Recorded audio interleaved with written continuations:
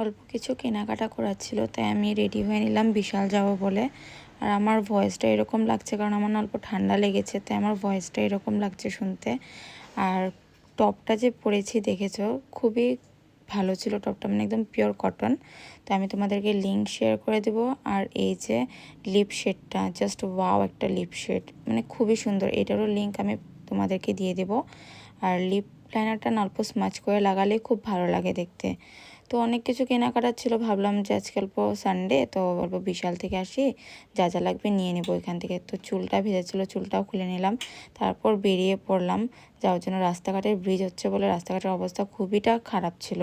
তারপরে যে বিশাল পেয়ে গেলাম, বিশালে ঢুকে যা দেখছি তাই খুব ভালো লাগছে। এই টপটা দেখেছি, আর এই যে শার্টটা দেখো খুব সুন্দর লাগছিল।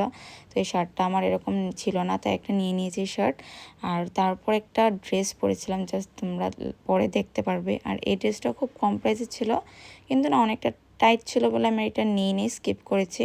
আর এই ড্রেসটা জাস্ট দেখো তোমরা, মানে দেখলে বলবে যে আমার নিজেকে নিজে খুব প্রিটি মনে হচ্ছিলো ড্রেসটা পরে, বাট অল্প টাইট ছিল বলে এটাও আমি স্কিপ করেছি। আরও অনেক কিছু নিয়েছি, অনেক কিছু কেনাকাটা ছিল ঘরের জিনিস, সেগুলো নিয়ে বেরিয়ে দেখলাম বাইরে প্রচুর বৃষ্টি হয়েছে। তারপর এক জায়গায় যাওয়া হচ্ছিলো, ওইখান থেকে বেরোনোর পর রাস্তাঘাটে জল হয়ে গেছিলো, অনেক বৃষ্টি দিচ্ছিলো। তো যেভাবে অনেক কষ্ট করে ঘর পেয়েছি। তো আজকের জন্য এটুকুই।